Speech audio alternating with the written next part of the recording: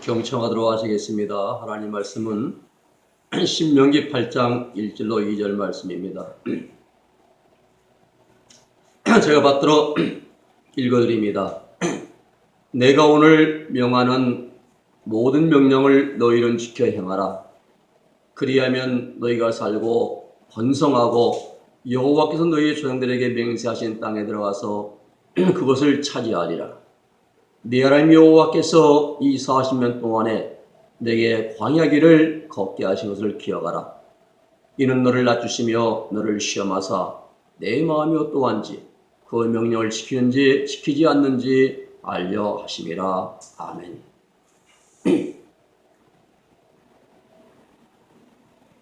하나님은 우리 모든 사람들에게 각 사람들에게 깊은 뜻과 또 계획을 갖고 계십니다.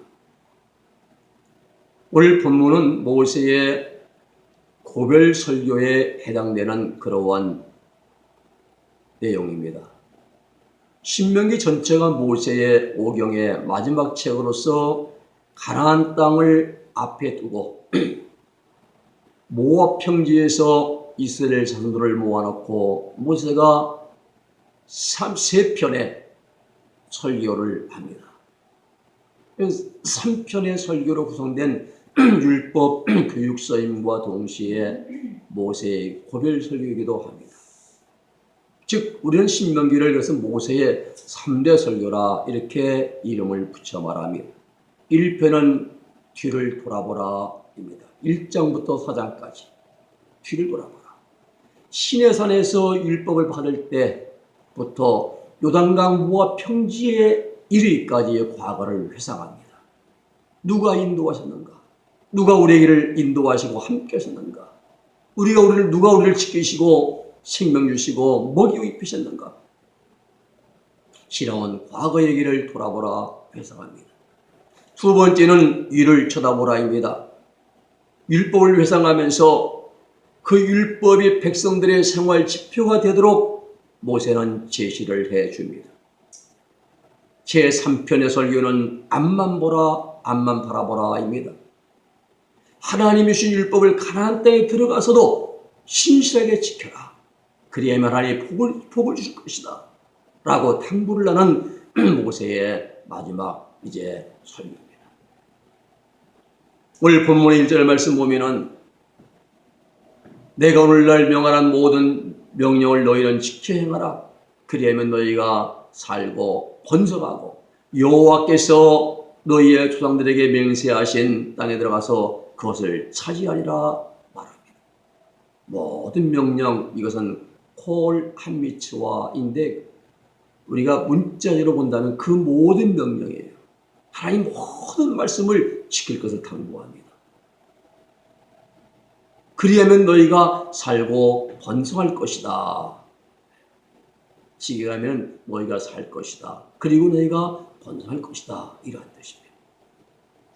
이보다 더 중요한 내용이 본문의 2절입니다.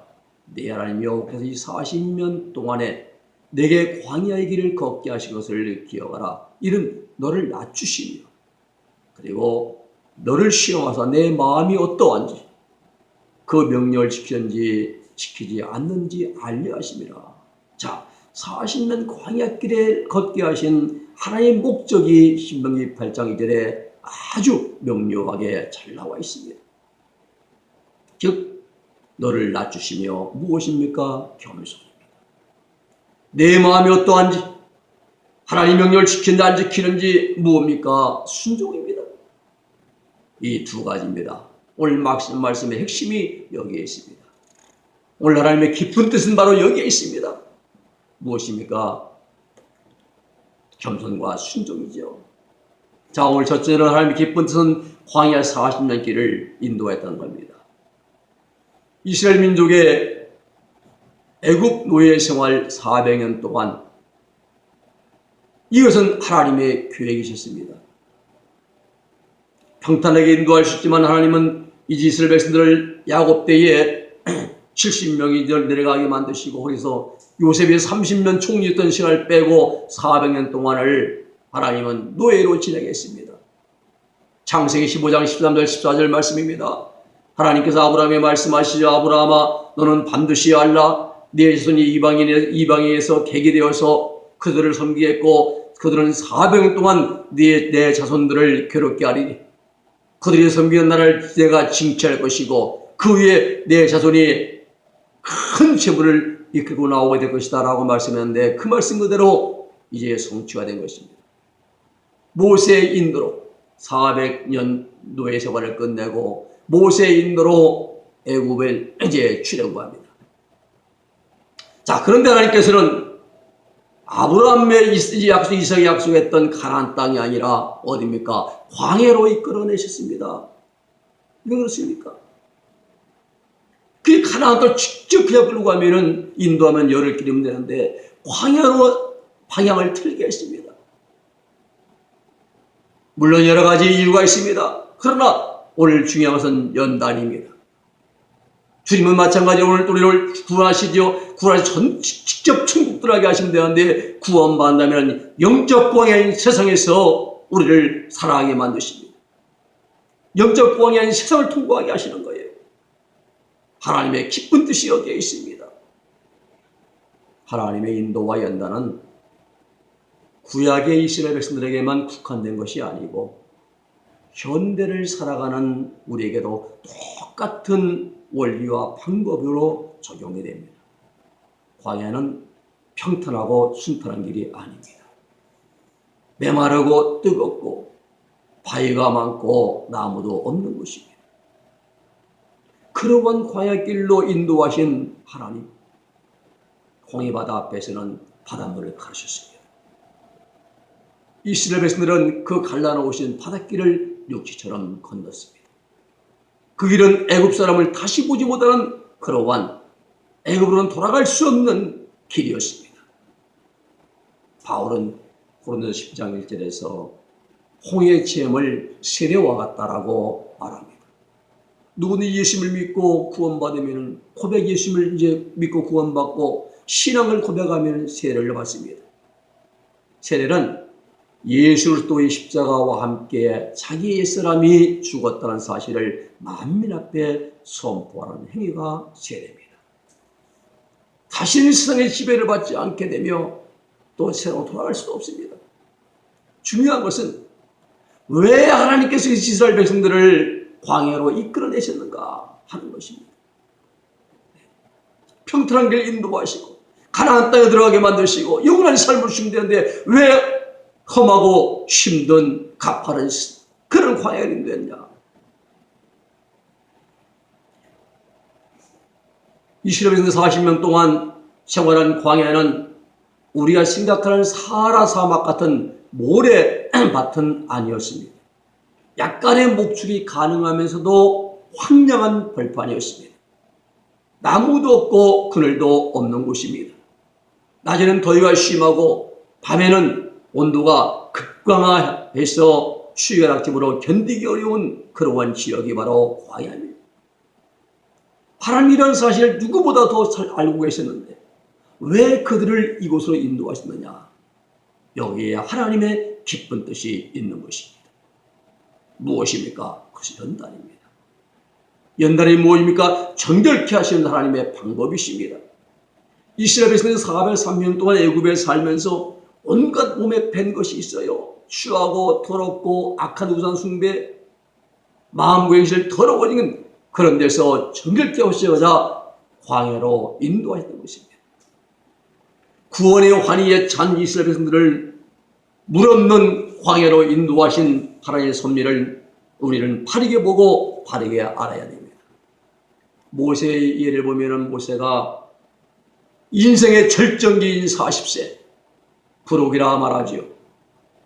40세는 부록이고 50세는 하늘을 날는 지천명이고, 그런데 이 인생의 절정기인 40세에 모세를 미디안 광야로 하나님은 몰아냈습니다. 미디안 광야로 보내셨고 거기서 모세는 40년 동안 연단받으면서 깨어지고 부서지고 다듬어지면서 하나님의 사역자로 준비되었고 80세가 될 때에 그는 하나님의 부름을 받았습니다. 하나님의 지팡이를 쏟아들고 내 힘으로 할 수 있다고 했던 40세가 아니고 80세 내 힘으로 할 수 없는 노인 할아버지 되어서 그 모세의 손에는 칼이 아닌 하나님의 지팡이가 들려 있습니다. 그 하나님의 지팡이를 쏟았고 바로 앞에서 당당하게 내 백성을 내보내라고 명령하는 하나님의 일꾼이 된 것입니다. 모세에게 미디안 40년의 생활은 바로 그것이 광야였고 영적 훈련받은 영적 광야였고 모세가 광야 40년을 모세를 하나님 위대한 사명자로 부름받기 위해서 훈련하고 준비시키는 연단의 기간이었던 것입니다. 예수님도 성령에 충만하여 하나님의 나라의 일을 시작하기 직전에 광야에서 40년 동안 식음을 전폐한 금식 기도를 준비케 하신 분도 하나님이십니다. 예수님이 왜 금식하십니까? 그 금식하시는 분이 하나님이시에요. 우리도 마찬가지입니다. 지금 하나님의 인도하심 속에서 훈련 중에 있습니다. 예, 훈련 받아야 됩니까? 하나님의 일을 하기 위해서 훈련 받는 거예요. 내 육신의 명예를 높이고 어디 능력에서 대접받고 이런 것이 아니라 하나님의 손에 붙들림 받아 하나님의 일을 하기 위해서 우리는 지금도 하나님 앞에서 이제 훈련 받고 있습니다. 하나님 앞에 하나님의 손에 붙들려 쓰임 받기 위해서는 먼저 나를 만들고 다듬고 정결하게 하는 연단의 과정이 필요합니다. 이 과정이 바로 훈련 과정이에요. 여기에 이스라엘 백성들을 또 우리를 광야길로 인도하시고 이끌어내신 하나님의 깊은 뜻이 있는 줄로 믿으시기를 바랍니다. 나를 만드신 거예요. 나를 훈련시키고 나를 다듬는 겁니다. 예수님의 성품을 닮게 만드는 거죠.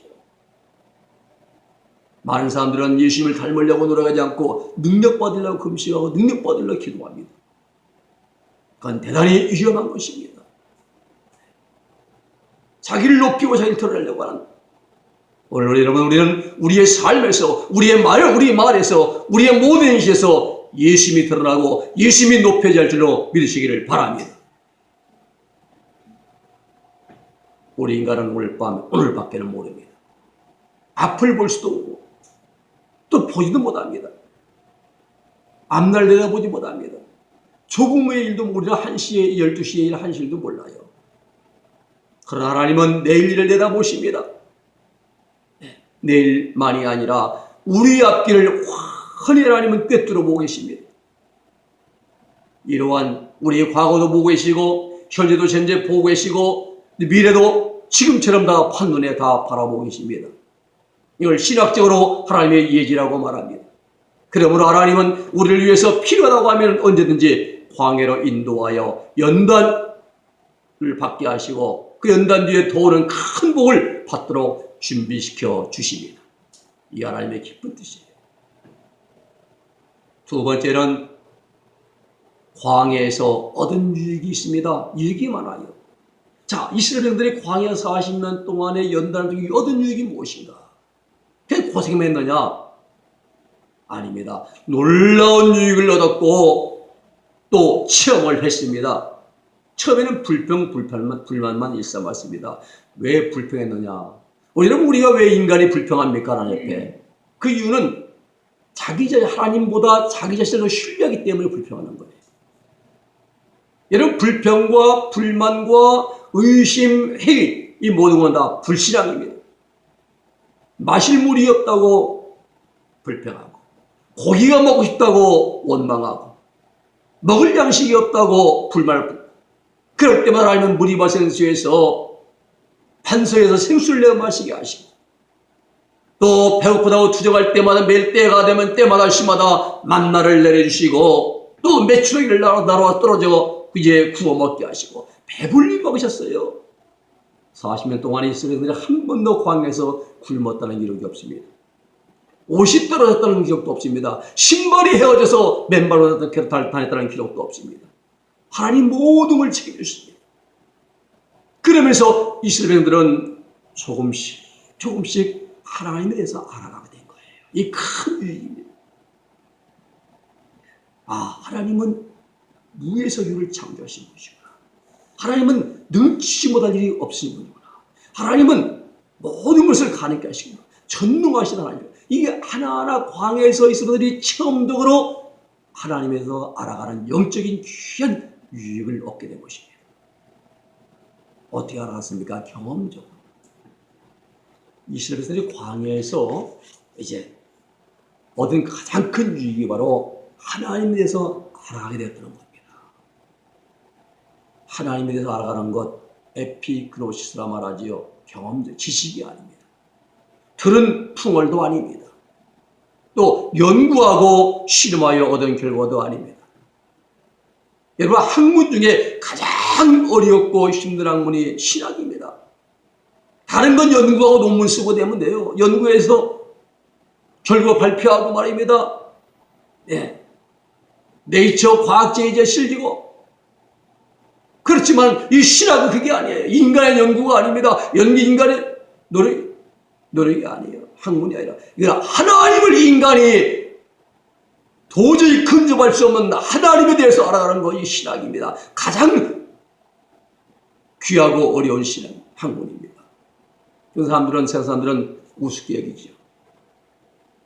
여러분, 하나님에 대해서 연구하는 것, 내 육신의 정욕적인 마음과 생각과 삶이 하나님이라는 거대한 바위를 만나서 부딪히고 깨지고 그리고 다듬어지고 만들어져 가면서 경험적으로 체험적으로 하나님에 대해서 알아가는 겁니다. 자, 이스라엘에서 40년 이스라엘들이 40년 동안 광야에서 가장 큰 유익을 얻은 게 이겁니다. 불만하며 하나님께 부딪힌 거예요. 깨졌습니다. 그러면서 하나님 이런 분이시구나 하면서 하나하나 조금씩 하나님에서 알아가는 것입니다. 이것이 바로 이스라엘 백성들이 광야 40년 생활을 통해서 깨달은 위대한 체험이고 신앙이었습니다. 그렇습니다. 우리 신앙도 똑같습니다. 온실 속의 화초 같은 신앙은 오래가지 못합니다. 견뎌내지 못해요. 조금만 힘들고 어렵고 시험이 오고 비바람이 오면 그냥 꺾어지고 넘어지고 쓰러지고 맙니다. 평탄하고 순조로울 때는 믿음 좋고 신앙 좋은 것처럼 보입니다. 그러나 어려움을 당하고 환경적으로 여러 가지 어려움 만날 때에는 믿음도 신앙도 온데간데 없어지고 맙니다. 이게 바로 온실 속의 화초 같은 신앙이에요. 실족합니다. 회의에 빠집니다. 또 절망합니다. 초조해야 합니다. 기도하기보다는 인간을 의지합니다. 이러한 신앙은 온전한 힐레요의 온전한 신앙이 아닙니다. 하나님을 믿는 신앙은 변함이 없어야 돼요. 변함이 흔들림이 없어요. 초지일관이어야 됩니다. 처음 뜻과 끝이 같아야 됩니다. 여러분, 이단이 뭐예요? 파이레시스. 이게 뭡니까? 처음과 끝이 다른 게 이단이에요. 처음에는 잘 시작하다 나중에 곁길 나가는 게 이단입니다. 여러분, 우리는 변함이 없어요. 우리 신앙. 흔들림이 없어야 됩니다. 뿌리 깊은 나무는 흔들림이 없습니다. 그러나 뿌리 얕으면 흔들리죠. 뒤로 물러가고 이제 한쪽으로 치우침도 없어야 돼요. 가장 중요한 것은 이러한 믿음과 신앙이 그냥 얻어지는 것이 아니라 이 말입니다. 교회 나가고 예배를 드리고 1년, 2년, 3년, 10년, 20년 되면 자연히 얻어지는 것이 아니라 이 말입니다. 반드시 연단 고난의 과정을 통과하면서 조금씩 깨닫고 알아가면서 조금씩 이제 우리가 훈련으로 만들어지고 깨달아 알아간다는 거예요. 누구에 대해서입니까? 하나님에 대하여. 여러분, 하나님에 대해 알아가는 것이 이게 가장 귀한 일이에요. 세상 것 많이 알고 철학도 많이 알고 많은 자라고 말하며 위대하다고 말하지만은 그에 남는 게 뭐가 있습니까? 인생의 말년에 가서 그가 죽음 앞에 남는 게 뭐가 있어요? 내가 인생을 좀 잘 살았구나. 후회할 것입니다. 하나님에 대해서 알지 못하면 우리 인생은 참으로 불행한 인생이 되고 맙니다. 우리의 생명의 주가 누구? 하나님이시지 않습니까? 우리의 생명은 영원합니다. 영혼은 불멸합니다. 육신이야 땅에 묻히고 불쑥하면 한 줌의 채로 끝나지만 우리 영혼은 영원 불멸입니다. 그 하나님의 앞에 가서 설 텐데 그때 가서 심판되어 내가 이제 잘못 살았구나 후회받는 힘이 드는 거예요. 하나님이 알아가는 건 딱 귀합니다. 이것이 바로 광야 널뚝에서 우리에게 얻어지는 가장 중요한 유익한 거예요. 그러면 신앙생활 오래 있어도 영적 어린아이가 있는 반면에 신앙 연년 짧아도 영적으로 좀 성숙한 자가 있기 마련입니다. 인간의 생각, 방법, 제도가 아니라 하나님의 보시는 관점이 중요하죠. 세상에서는 많은 것 참 사람 많고 많이 모이고 수십만이 모이고 하면 저분은 참 성공했다 할 텐데 하나님 그렇게 안 보시지 않습니까? 라오디아 교회 목회자 나는 박사가 10대 꽤 있고 또 나는 최고였으니 목회자 성공한 목회자고 너 교인 넉넉하고 모든 게 부유하다 부자다 부정하시 없다고 자긍하는데 주님 보신 너는 가련하고 불쌍하고 헐벗었고 벌거벗었고 눈 멀고 참으로는 불쌍하다고 그러잖아요. 하나님 보시는 관점이 중요하지요. 서문학교에는 목회자였습니까? 끼리도 멀게 없고 어렵고 힘내도 실상은 내가 부유한 자니라 말씀하지 않습니까? 주님 보시는 관점은 영적으로 연단받은 훈련이 있느냐 연단받은 그 경험이 있느냐 주님은 거기에 중요한 관점을 주시는데 우리는 어디에 둡니까? 눈에 보이는 것, 썩어져 없을 것, 불타없을 것의 관점을 둬요. 여러분 이스라엘 백성들이 광야 40년에서 얻은 유익은 첫째 기도가 하게 되었습니다. 그냥 된 기도가 하게 되었던 거예요. 모세 앞에서 하나님께 부르짖었습니다. 고난 앞에서 성도는 신자는 기도하게 됩니다. 고난 앞에서 무릎 꿇는 거죠. 둘째는 영적인 눈이 떠지게 됐습니다. 모세가 부를 때에 하나님은 눈을 열어주셨고 쓴 물이라 마라에서 말입니다. 나무기를 꺾어서 그 물통에 했더니 물이 달았죠. 마라의 쓴 물을 단물로 바꿔주셨습니다. 기도했더니 영적인 눈이 떠진 거예요. 세 번째는 십자가를 발견했습니다. 광야에서. 이스라엘 백성들이 호르산에서 홍해길로 쫓아 에돔 이제 땅으로 향할 때 식물이 박함으로 하나님께 원망했어요. 식물이 박함으로 빨리 원망하고 이제. 그런데 민수기 21장에 보면 나오죠. 백성들이 하나님과 모세를 원망합니다. 어찌하여 우리를 애굽으로 인도하여 이 광야에서 이제 죽게 하는고 이곳에 식물도 없고 물도 없도다. 우리의 마음이 이 박한 식물을 싫어하노라 하매 그랬어요. 그때 여호와께서 참 그렇게 속을 많이 썩여 이스라엘들이. 그래서 불뱀을 보냈어요. 불뱀. 이 불뱀을 보내가지고 백성에게 보내가지고 백성을 막 묵니다. 그래서 막 물리자마자 죽는 거예요. 이때 모세가 기도했지요. 하나님께 야훼 하나님 이 백성을 죽이십니까? 하나님은 모세에게 놋뱀을 만들어 장대에 매달라 말씀하셨습니다. 민수기 11장 8절 9절 말씀입니다. 여호와께서 모세에게 이르실 때 불뱀을 만들어 장대에 달라 물린 자마다 그것을 보면 살리라. 모세가 놋으로 뱀을 만들어서 장대에 다니 뱀에게 물린 자마다 놋뱀을 쳐다본 즉 살더라 했어요. 여러분 장대에 매달린 놋뱀이 바로 십자가에 달리신 예수님의 이 그리스도의 상징인 것입니다. 그래서 십자가를 발견한 겁니다. 십자가의 주님만 바라보면은 어떤 죄를 지었어도 죽을 수밖에 없는 죄를 지었어도 십자가에 달린 주님만 바라보면은 믿음으로 바라보면은 다시 살게 되는 놀라운 취업을 하게 된 겁니다. 십자가를 발견했습니다. 네 번째는 광야에서 얻은 유익이 뭡니까? 문제를 해결하시는 하나님을 체험했습니다. 다시 말하면 문제의 해결의 체험이에요. 사람들이 다 문제가 많습니다. 어떤 사람은 건강의 문제, 어떤 사람은 자식의 문제, 어떤 직장의 문제, 어떤 사람은 또 여러 가지 물질의 문제.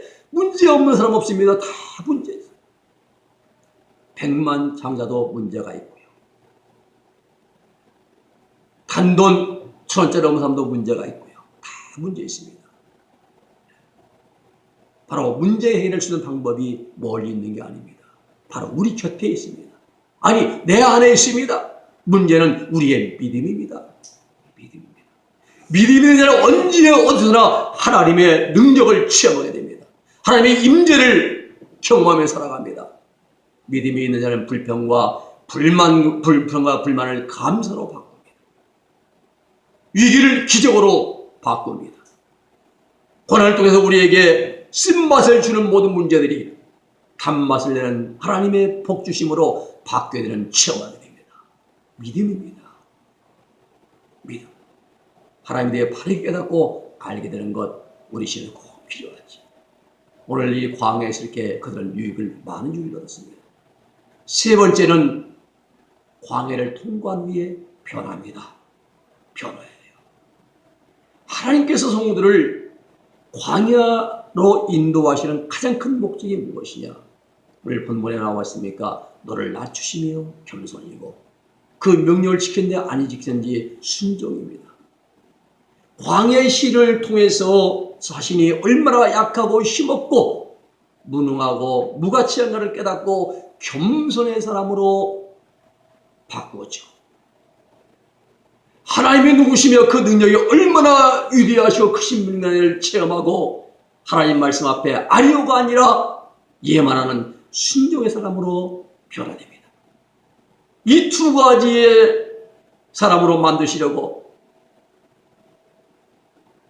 하나님은 바로 이제 인도했던 거예요. 그러면 왜 이 겸손과 순종의 사람으로 만드시려고 했느냐? 그것은 그들을 영원한 하나님의 복 주신 땅, 젖과 꿀이는 땅, 가나안 땅으로 인도해 드리시려고 하신 하나님의 그 구원의 기쁜 뜻이 있음을 우리는 알아야 됩니다. 가나안 땅이 어떤 땅입니까? 젖과 꿀이 흐르는 땅입니다. 젖과 꿀이 흐르는 땅이에요. 거기는 참 젖과 꿀이 포도송이 한 장령 줄이 메고 올 정도로 얼마나 기름이 땅인지 모릅니다. 바로 가나안 땅은 천국의 예표입니다. 그 천국의 모양인 가나안 땅에는 교만하고 불순종한 사람은 들어갈 수가 없습니다. 반드시 겸손과 순종의 사람으로 변화되어야만 들어갈 수가 있습니다. 그래서 하나님은 그들을 가나안 땅으로, 광야로, 가나안 땅에 천국으로 인도하시기 위해서 광야를 40년 길을 걷게 하신 겁니다. 모두 천국의 곳간에 들으시려고 세상의 영적 광야에서 우리를 훈련시키고 하나님이 이끌어 가시고 나를 만들어 가십니다. 연단을 통해서 애굽에서 가지고 있던 모든 더러움과 악함과 불순종과 교만을 다 제거하는 뿌리 뽑아가는 작업을 하신 과정이 광야 40년, 여기에 하나님의 기쁜 뜻이 있습니다. 그렇습니다. 이스라엘 백성들의 광야 40년 연단을 통해서 고집불통의 사람이 겸손한 사람으로 변화되었습니다. 또 기회만 주어지면 교만 충만했던 그들의 교만한 모습이 겸손하고 온유한 모습으로 변화가 되었습니다. 또 하나님의 종 모세가 무슨 말을 하더라도 온전히 순종하는 순종의 사람으로 바뀌었습니다. 바로 이겁니다. 하나님은 우리를 연단하시고 훈련하신 목적이 여기에 있습니다. 무엇입니까? 겸손과 순종이죠. 내가 변화의 이것이 없이는 결단코 천국에 들어가지 못합니다. 히브리서 5장 14절 거룩함과 화평함과 거룩함을 이루지 않으면 못 간 천국에 못 들어간다. 하나님 나라에 중요한 것은 내가 변화해야 됩니다. 내가 바뀌어야 됩니다.